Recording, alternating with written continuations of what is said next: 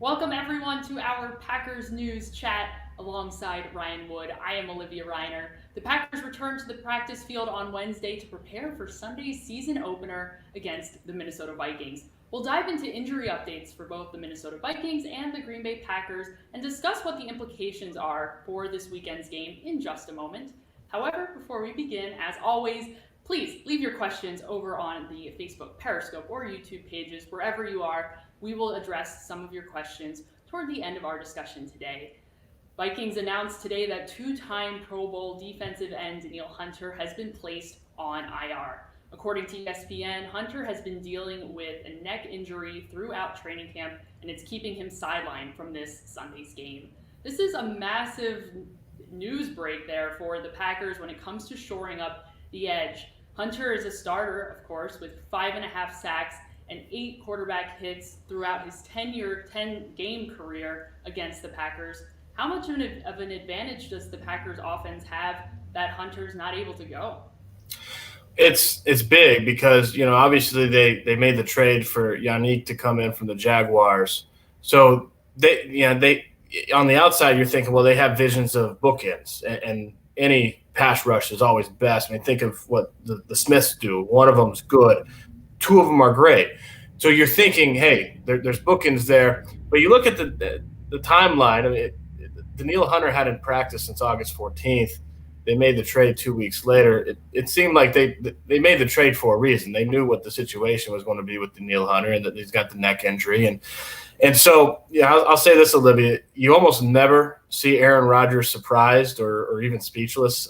He's prepared for everything. He's an obsessive preparer. When Bill Huber of Maven asked him to start the press conference today, it was about, 1 or 2 minutes old. So Danielle Hunter's on IR. He was surprised. It's not something the Packers anticipated. So this is going to be it's going to be an adjustment in their game plan for this week. It's not as easy as saying, well, it's easier now. Well, they've got to prepare for who they're going to face now. But if you had your choice to face Danielle Hunter or not, you would not. So it's an advantage for the Packers. Nothing could surprise Rodgers quite like news as big as this. It certainly did. Let's move over to some of the Packers injuries that might have some implications come Sunday's game. We'll start with Raven Green. The Packers received great news when safety Raven Green returned to practice today. He was practicing in a limited capacity because he's been dealing with a quad injury for the last couple of weeks. This bodes well for the Packers defense, Ryan. Defensive coordinator Mike Pettin is really fond of using 3 safety sets within his scheme. How likely is it that the Packers would utilize their hybrid safety/linebacker position more than, say, their second inside linebacker if Green is able to go on Sunday? Well, it comes down to Raven Green versus Oren Burks because Kamal Martin's on IR, and that makes it pretty likely if he's healthy. And as you said, it did bode well that he was on the field today. He's the optimal guy. I mean, he's a guy that last year he played well when he was dropped into the box.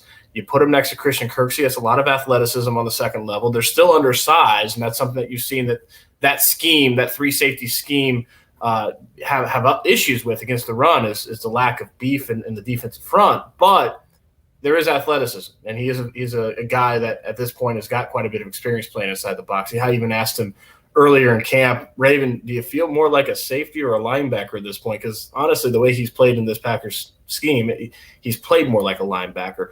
So, it's good. It's good news for the defense. That inside linebacker position is very thin. It was already thin, and injuries have obviously hit that position.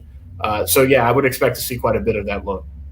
Good news for the defense with Green's return to practice today. However, not so good news for the Packers offense because right tackle Billy Turner missed yet another practice dealing with a right knee injury. He's been out of practice for the last week and a half after he sustained that knee injury in Sunday's scrimmage at Lambeau Field.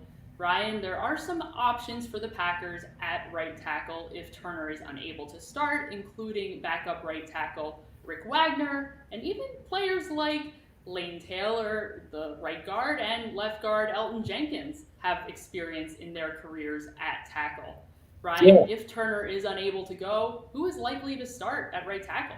It could come down to whether or not Vic Wagner is ready to go, and if he's not, it helps that he wasn't on the injury report today. But they might have to get creative. I think as Aaron Rodgers said, not this week, but I think it was last week when he was asked about the right tackle position, he said his concern is high to quite high concern, strong to quite strong concern with that position.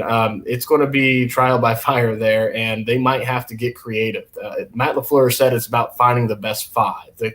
Whatever concoction of the best five that they can get on the field is how they look at it, more than specializing one position or the other. So it's not as simple as saying, okay, well, who's the best right tackle? It's who's the best five, and that's going to be very interesting to see what kind of formula they come up with to arrive at that best five.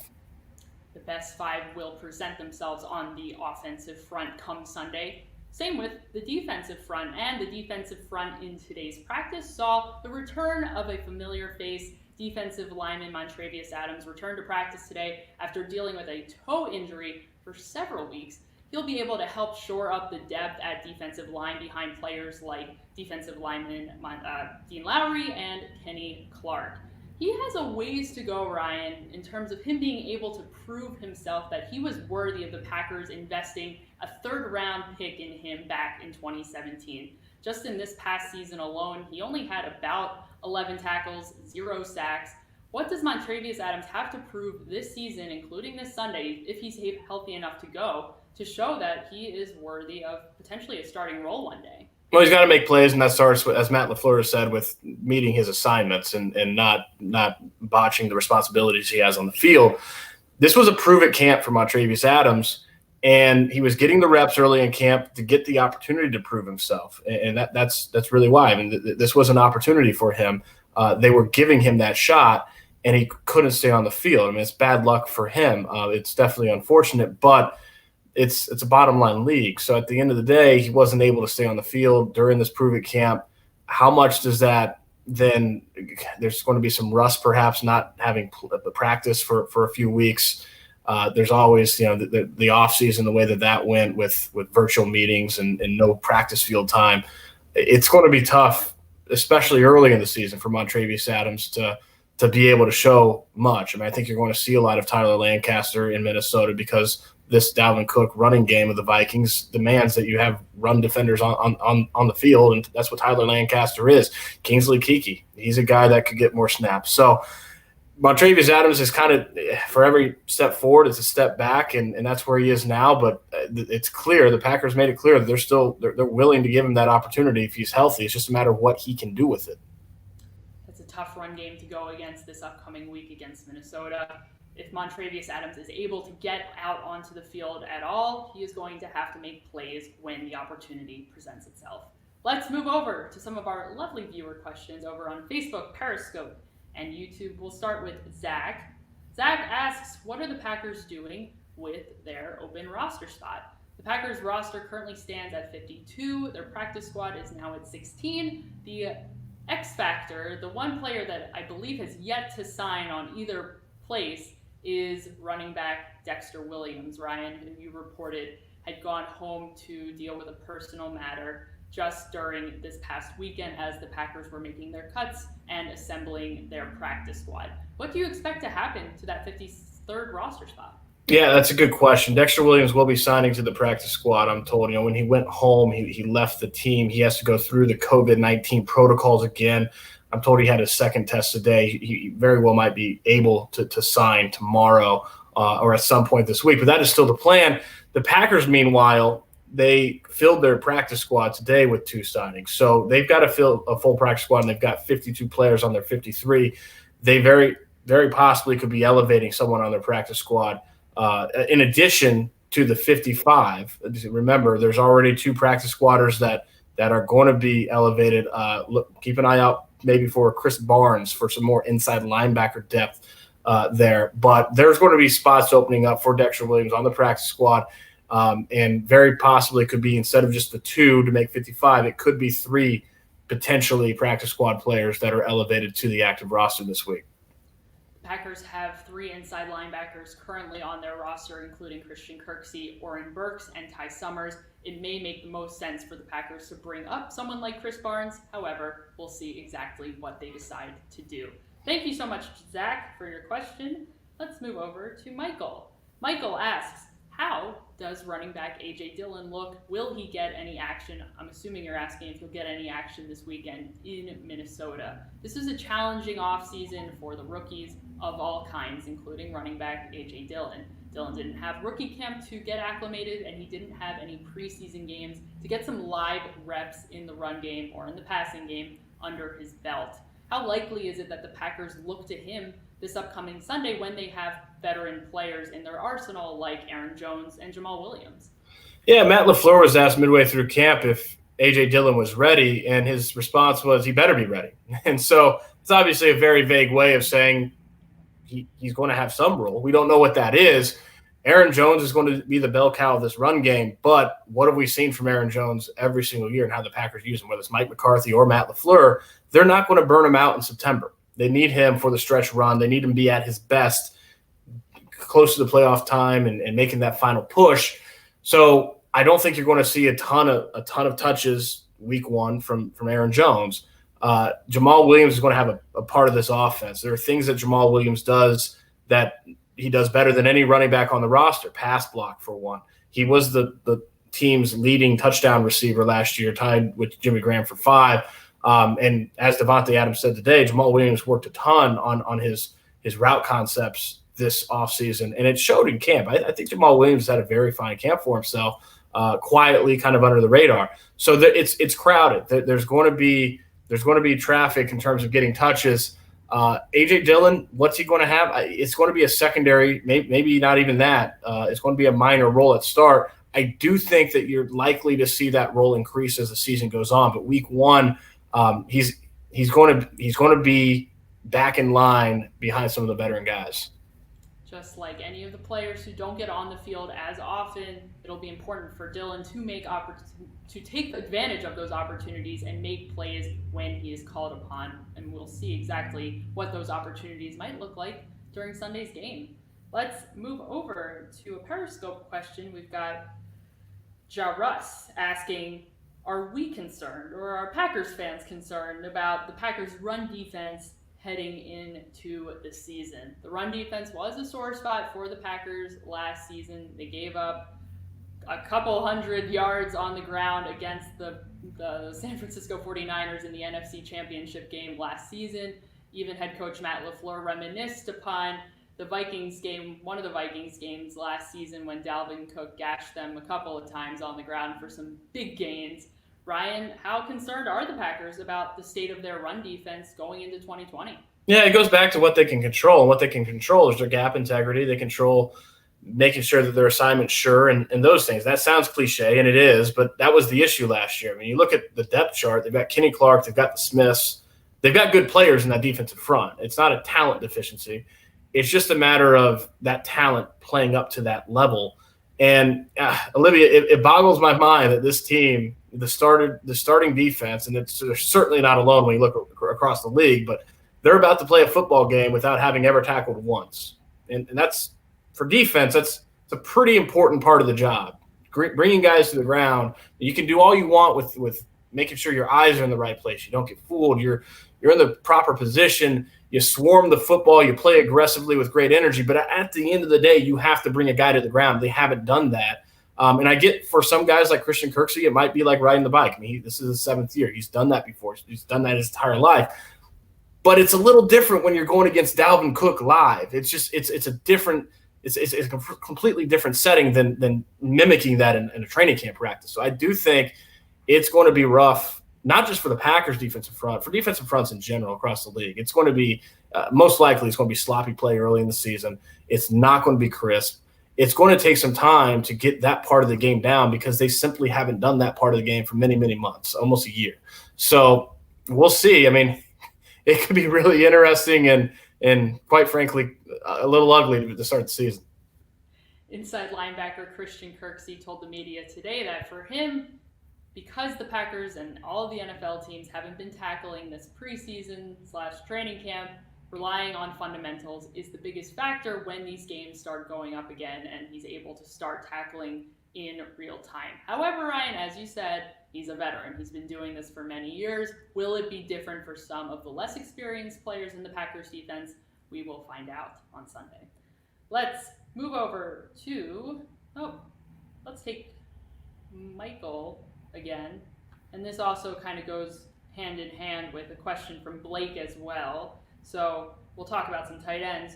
Who looks like the best weapon at tight end? And then Blake asks, who will be featured more in the passing game, Robert Tonyan or Jay Sternberger? The Packers put out their very first depth chart of the regular season the other day, and listed at tight end 1 is Marcedes Lewis. However, that doesn't necessarily mean Marcedes Lewis is going to be featured on the field more than any of the other tight ends. When it comes to players like Robert Tonyan or second-year tight end Jay Sternberger, who is likely to play the biggest role in this Packers offense, whether it's in the passing game as a receiver or even as a blocker? Yeah, I mean, some of that with Marcedes Lewis could be a nod to the veteran. Marcedes Lewis' first NFL season was Jay Sternberger's first football season when Jay Sternberger was 10 years old. So it's a little bit different, obviously, and there's a respect level there. But the reality is Marcedes Lewis is the first and second down tight end. He's the guy that blocks on this offense. This offense wants to run the football, and you got to have that classic inline guy at tight end to be able to block the wide zone the way you want. So I think of this tight end group as a whole a lot like a bullpen. You've got your specialty roles in any bullpen. You got your closer, your setup man, you got your loogie. You got all kinds of different roles coming in onto the mound, and that's kind of how it's very specialized, this tight end group. You've got your run-blocking tight end, Marcedes Lewis. You've got your two move guys in Robert Tonyan and Jay Sternberger, the guys that move all across the formation. They're going to factor more in the passing game than Marcedes Lewis. I think it's Robert Tonyan 1, Jay Sternberger 2 when you talked about the move tight ends in the passing game. I do think Tonyan is going to have that opportunity. We'll see. I mean, Aaron Rodgers referenced today, how big of a role can Tonyan have? It depends on how much he plays. So that's still a question, but that'd be my guess right now. And then Josiah DeGuara, he's going to be on the field. A lot of that time is going to be in the backfield as an H-back or a fullback. I don't know that you're going to see a lot of classic inline Josiah DeGuara blocking. That's a role that's really occupied by Marcedes Lewis, but he's going to move around the field. The Packers love the rookie for what he brings in terms of versatility, his diverse skill set. They feel like he's kind of a queen on the chessboard and can do a lot of different things. I think you're going to see that from him. So, again, the bullpen analogy, you've got a lot of specialized roles instead of one guy that does everything and does it well on this tight end group. Packers and head coach Matt LaFleur demand a lot from their tight ends. They'll be utilized quite heavily starting on Sunday's game against the Minnesota Vikings. Let's move over to a question here from, I keep losing people's question. They keep going away from me. Let's go to Matthew. Matthew asks, will we see Tyler Irvin play as a wide receiver against the Vikings? Tyler Irvin is listed as a running back on the depth chart. However, we know that head coach Matt LaFleur, based on the few times that we saw him play in last season toward the end of the season, he likes to use him in a couple different ways. Sometimes he's lining up being split out wide and on the receiving end of a shovel pass. Ryan, what do you anticipate head coach Matt LaFleur doing with Tyler Irvin on Sunday? Well, Matthew, first of all, it's not very nice to try to get me in trouble. Haven't you heard about the Packers media policy? Hint, hint. No. Look, Mike Zimmer thinks that he's going to see Tyler Irvin as a wide receiver. Mike Zimmer said that he expects that to be a role that Tyler Irvin fills in this offense, among the very many things he does, because Tyler Irvin is a versatile guy with a lot of speed. So if Mike Zimmer expects to see that, I would think that might be a fair expectation to see. There you have it. Ryan is commenting on. Mike Zimmer said it. That wasn't me. He did say that. He did. He certainly did. And we're also talking based off of the way that the Packers used him last year too. So we are in the clear, Ryan. No worries here. No breach in the media policy here. Thanks, Matthew. As it relates to Tyler Irvin, we also have this question here from John. John wants to know who will be the return specialist for the Packers in 2020. The answer, Tyler Irvin. Once again, he earned that spot when the Packers signed him as a free agent late last season. He was able to bring the team out of negative punt return yards That's a pretty impressive feat. An impressive feat that they were able to get there in the first place, too. Yeah, I was going to say, it's actually more impressive that they were negative yardage and punt return 12 games into the season. That was maybe the most amazing thing I've ever seen on a football field. Yeah. Not in a good one, just amazing. But amazing is a word. It's a word choice. So, yes, Tyler Irvin will be returning to be the returner once again. How's that for some fun play on words? Let's move over. Let's see what else we've got here. There's lots of you in here. We appreciate you joining. This is kind of an interesting thought experiment here from John. John asks if Matt LaFleur could add a single weapon to the Packers offense, would he want somewhat of a George Kittle / Kelsey type of role, or a Christian McCaffrey / Ezekiel Elliott type of running back role? If you think of who the Packers already have in their arsenal, when it comes to tight end versus their very strong running backs tandem in Aaron Jones and Jamal Williams, what are they lacking in those cases? Oh, multiple choice. I love these. Yes, they already have the McCaffrey Zeke type guy in Aaron Jones. So the Kittle Kelsey. Here's the thing: McCaffrey Zeke, you can go on down the line. Dalvin Cook this week, Aaron Jones, Alvin Kamara. There's all kinds of Saquon, Derrick Henry. There's a lot of running backs. Kittle Kelsey. That's kind of it. I mean, that's the group right there, and elite tight ends in this league right now. So just because of the rarity, I mean, great tight ends, they're great running backs. They're not a dime a dozen. They're more valuable than that. But compared to a tight end, compared to a Kittle or a Kelsey, it's a big difference. Those guys they don't grow on trees. So I don't think there's any question that's the piece that the Packers offense is missing. But it's the piece that, again, it's Kittle and Kelsey and who. So that's almost every offense is missing. Yes, almost every offense is missing them. If every offense could have someone like those players, I'm sure every offense would have one. They do not, and the Packers truly do not, at least right now. Let's move over to Michael. Another question. Michael, you've got a million bajillion good questions today. Well, Michael asks, who looks the most ready at receiver after Davante Adams and Allen Lazard? Adams and Lazard emerged, Adams had been the first wide receiver, the first string wide receiver for some time. And yes, we can confirm now that they're different levels. Yes, he still is. However, former undrafted free agent Allen Lazard had risen up the ranks and was able to prove himself and earn that second wide receiver role last season. Going into training camp this season, there were a lot of expectations around Marquez Valdes-Scantling and his ability to take another step going into this season after a somewhat disappointing last season. How has Valdes-Scantling fared through training camp, Brian? Davante Adams says today, Olivia, he's never looked better. This is the best he's looked. And so this was a big camp for a handful of guys, but MVS was one of them. And I don't know that he could have done much more for himself in this camp than what he's done. He's where he needs to be going into the season. It's just a matter about taking that next step, and they're going into the season now, and this is where it matters. And I've said it before, but I truly think with MVS, the first time, the next time that he has adversity, because that's going to happen. I mean, even Davante Adams drops a pass every now and then. It happens to everybody.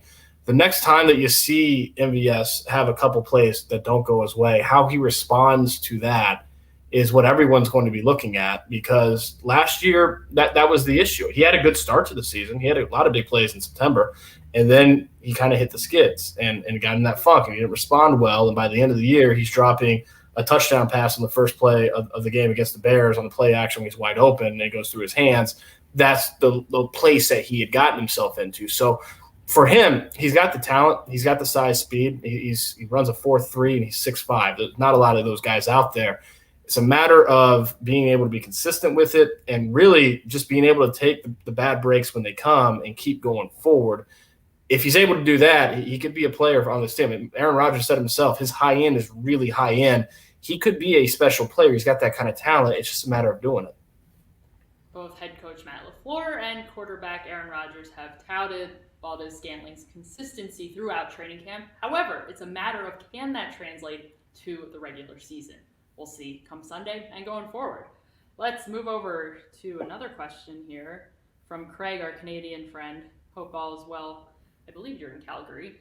Is there going to be canned crowd noise? Are the Vikings going to implement that horn as well? Quarterback Aaron Rodgers said today that they're anticipating 70 decibels, 70 something is a 70, of crowd noise. And in that case, it would be actually not loud enough for them to go to the silent count. What will the implications of this crowd noise be in terms of how the Packers are able to conduct both offensively and defensively? The hard count's going to be a weapon. It always is, but 70 decibels does not a full stadium roar make. So it's going to be it's not going to be the same. And when you got an Aaron Rodgers, it's obviously that much more beneficial because he's a guy that can dictate those things at the line of scrimmage. So certainly I think that it's going to be interesting to see how much advantage that is and how it plays out on the field. But it is something that you would think would tilt in the Packers' favor because of that hard count. I'm curious to see what it's going to sound like. We will be there on Sunday, all 5 of us, so make sure you're checking out PackersNews.com for all of your coverage leading up to the game and during the game as well. Check out PackersNews.com. Follow us on all of our social media platforms. We'll have lots of updates for you from practice, especially as it concerns injuries and some of those positions you're going to want to continue to pay attention to, like right tackle. For Ryan, I'm Olivia. We'll see you next time.